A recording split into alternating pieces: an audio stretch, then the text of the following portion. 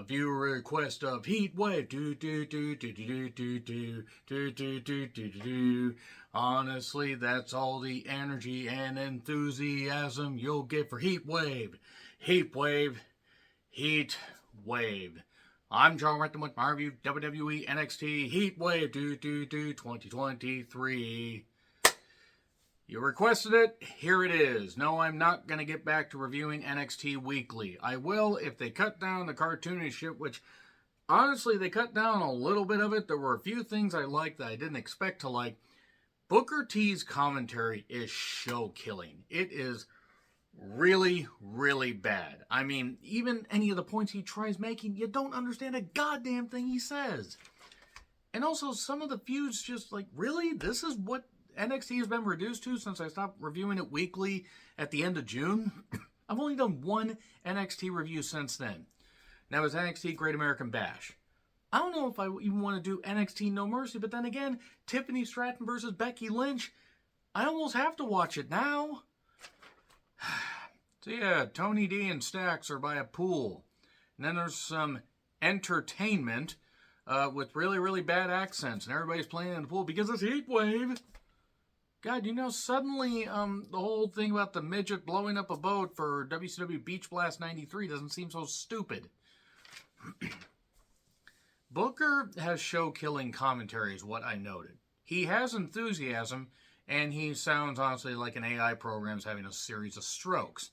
Dragunov took on Trick Williams. This is all going back to Great American Bash when Trick ended up inadvertently or advertently or pervertedly using the NXT championship that Mellow still has, and Dragunov ran into it during a spot at the end, and that was a terrific match. Unfortunately, it was a one-match show, and they stole the show here, and then the other guys took it away from them a little bit later on. So Dragunov and Trick, look, Trick has improved. Dragunov is one of the best wrestlers they have.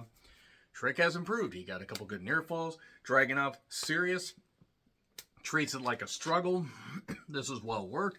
That flying knee by Trick that he got a quick or close 2 count on, that was good. If he uses that for a finish, that was really good stuff. Dragunov was bleeding. There was an avalanche Uranagi. Then Dragunov took over with a powerbomb, and then the hammer blow, whatever the hell he calls it. I mean, it's a hammer forearm, but nevertheless, hits another one off the ropes. 1, 2, 3.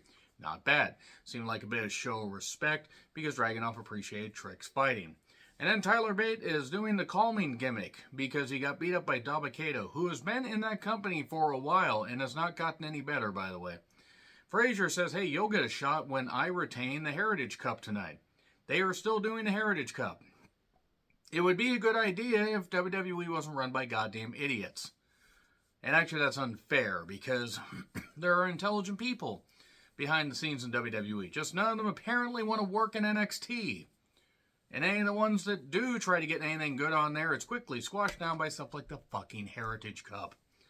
Ivy Nile apparently lives in the gym. And Ali, by the way, Ivy Nile makes her entrance. They go to break. Then Ali basically tells Dominic to break a leg. That's unfair. We shouldn't hope for that. We should just hope that maybe somebody tries to teach him some wrestling and then his brain will explode. He's had it with Dominic. I wouldn't have it with Dominic so much. Like, I wouldn't be so offended by Dominic getting so many matches if he wasn't basically David Sammartino, Eric Watts, and David Flair, Human Centipede together. Except all of them on their worst day had more, wrestling ability than Dominic. Apparently, the Schism went to a North Florida family reunion because there's like 18 million of them now. And I know to look at all these idiots. Ivy Nile versus Ava Braun. They are still doing this. They are still thinking that The Rock's daughter is going to work in the ring. You know, she might eventually. I know she's had some knee injuries, and those can be setbacks, and I get it. I don't think it's going to work. I don't. I think she's fine as a bodyguard. I think they should keep her like that. The Dragon Sleeper wins it in just a few minutes. And then Ivy keeps targeting them, and then the stupidest motherfucking thing. This is how bad of a leader they make Joe Wayne Gacy out to be. They make. Because I think he cuts a pretty good promo and he's not bad in the ring. I hate the Schism shit. But nevertheless, there's at least, 20 people out there or close to it. People start to attack Ivy, but not two at a time. No, one-on-one. We can't make it unfair, even though they're heels. Can't make it unfair. Hey, should we attack more than one at a time? No, no reason. Let's just keep doing this. No, Ava gets carried off by two guys who clearly aren't the Creeds. Why would you say that? It's not like people couldn't have fucking called it. Shawn Michaels apparently thinks that we're all idiots. Just because, Shawn, you can keep your eye on two different feuds at the same time doesn't mean you need to treat the viewers like they're goddamn morons. Wes is with Dragunov. Wes says, I'm going to win the title, and then you can face me. That's what it basically boils down to. They put a lot of effort into the intro for Metaphor, and this is one of the worst groups I have seen. Dar can work. I can't understand a thing he says. Oro and the Blind Force is also there. And Lash and Jamara. None of us are going to live long enough for them to get good enough in the ring as a tag team, no matter how hard they try. They look good, and whatever. It's like a Bond. It's like a Bond film. If the Bond, films were made by sea cucumbers. Mega Man Frazier. No, wait, Nathan Frazier. He lost the Mega Man handle when he decided to be a crackpot religious nut. Frazier versus Bate with, and Dar with the idiots in the corner. Heritage Cup. Who is the ultimate Heritage Cup champion? Who fucking cares? Who fucking cares about this? Stop it. You have enough titles, you have enough people that you don't feature enough anyway. I understood it in NXT UK, because I didn't have to watch it over there. And the round system isn't the worst thing in the world. WWE doesn't know how to work it. They don't. Davikato attacks Tyler Bate during one of the breaks. There were two breaks during this because they went almost the distance. They were going for speed. And they were all alone, and I was about to bleed internally because this match would not end. So, people interfere after a Phoenix Splash misses, and then Dar hits a kick, and Dar is the new or current Heritage Cup champion. Who fucking cares? Hey, look, Ava's with two guys. They're not the Creeds, but we'll find that out later. We'll find out they're not the Creeds. Hey, Ivy, come find me under my tree. That sounds like she's coming on to her. So anyway, Tiffany comes to the ring, and she talks about her dominant reign so far as champion. To be fair, she has done well. She will end up beating all the reigns of current, former champions. Bayley, even Charlotte, but Becky Lynch, who didn't hold the championship, it was an unintentional slip of the tongue, which she's probably used to, or an intentional slip of the tongue, which, never mind, let's move on.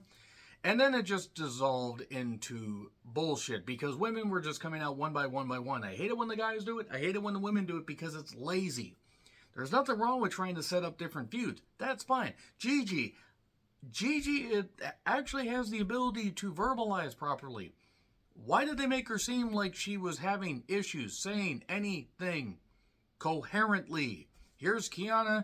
My goodness, is what I know. To Blair Davenport, who I assume her parents were Easter Island statues. Antonio Inoki would be proud of that chin. So, Roxanne's here. Stop having Roxanne talk, please. Please. This was lazy as fuck, basically. It was lazy as fuck because none of this ever works. No matter who's involved. So then Gulak and Dempsey are beating up students. Damon Kemp is seemingly there.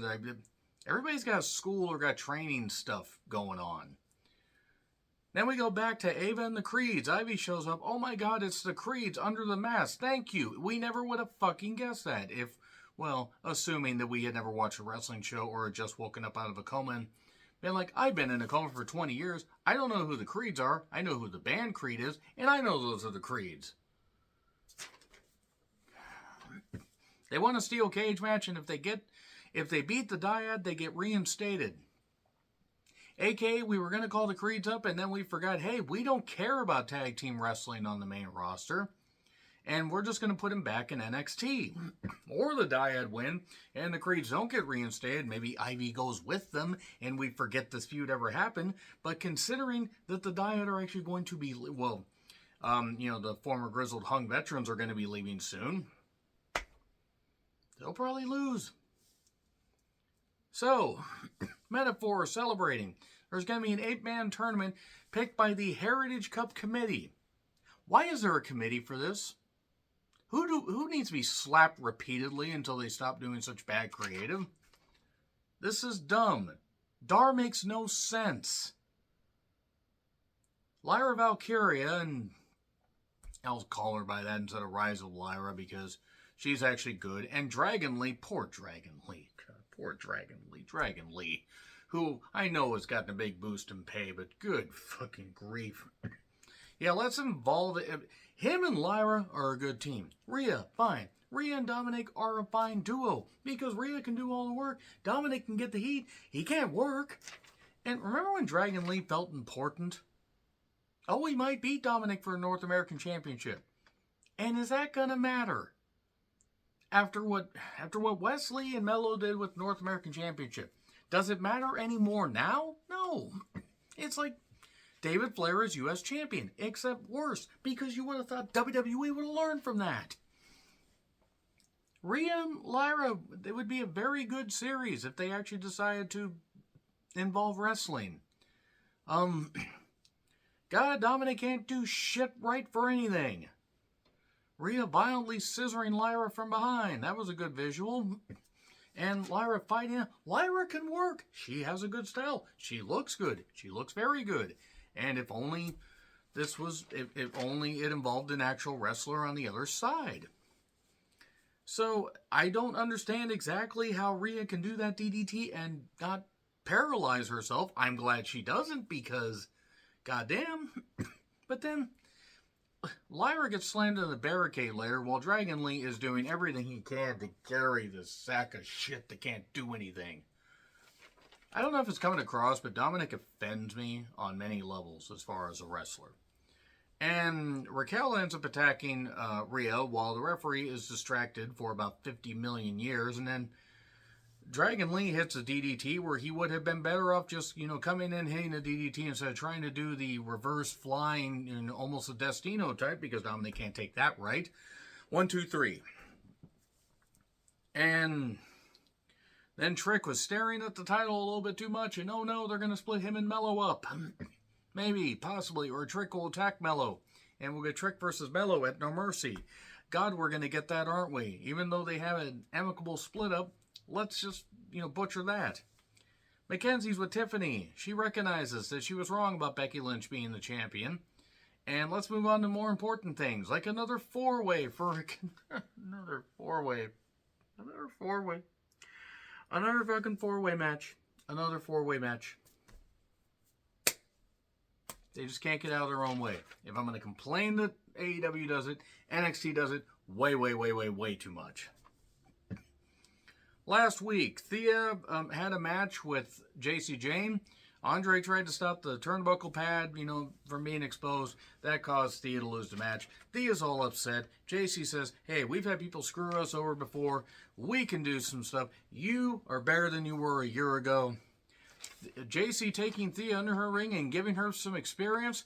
That didn't sound nearly as dirty in my head before I said it, but let's just roll with it. But JC and Thea as a team, if it gets Thea to be taken a little more seriously and out of this fucking Chase U bullshit, sign me up. Corbin and Von Wagner didn't start because Von Wagner was keeping an eye. He practically just should have had a neon sign above him saying, I'm looking to see when Corbin's going to attack me. And, oh no, he attacked me when I turned around and looked ahead. And Corbin decided to go to the Bam Bam Bigelow school of tights, except he didn't bother to actually get anything that worked about Bam Bam Bigelow, but nevertheless, they battle, and then Steiner hits a spear out of nowhere. Steiner versus Von Wagner. That is certainly a feud.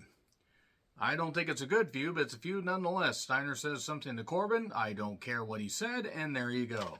Dijak also wants to beat up Eddie Thorpe, probably for having a stupid name. And Eddie Thorpe isn't stupid, but Carl Fredericks was a much better name. Joe Wayne Gacy and the Dyad are upset at the Creeds, and they accept their match if they return Ava Braun. Wesley and Mellow had a match for the NXT Championship. It was cool. 2 African-American talents. Alicia Taylor, I believe that's her name as a ring announcer. I don't know who the ref was, but good for him. And Booker seemed emotional and seemed happy. And then Booker forgot what English was and started making no sense again. They did some highly athletic stuff. I'm not going to complain about this match one bit. This was very well done. There were a couple really super scary bumps. There was a spiral tap for 2. That was not scary. Then Mellow did the thing where he jumps from the ropes and jumps, instead of jumping from the ropes in the middle of the ring to hit the DDT. You know what he did? He put Wesley on the announcer's table and then did that. And Wesley spiked and then rolled into the thing. What was the best case scenario? That you don't break your neck or your coccyx or anything. That was a stupid idea. This is just coming from a fan that doesn't want to see wrestlers hurt. It probably sounded good in their heads. Then Wesley's up hitting his kick finish. But Mellow pulls to the outside. That was a minute later. And then Wes tries for the little dipsy-doo, dives through the corner and crashes into the barricade. I hope he's all right. Mellow hits his leg drop. 1, 2, 3. This is all you're getting for NXT Heatwave. This is it. I ain't doing anything until at least NXT No Mercy. NXT needs a reset. They need a reset. They need to give Vic an actual person to do commentary. And Shawn Michaels and everybody involved in creative, they need to do something good. This is all you're getting for NXT for a while. Totally No Mercy. You might not even get that because I'm actually going to Collision that night. And going to a live show, even in Seattle, fuck Seattle traffic, sounds a lot better than trying to listen to Booker T on commentary in a live show. Agree, disagree what I said? Like, share, subscribe, Twitter handle in the description. I'm John Ritland. I'll see you soon.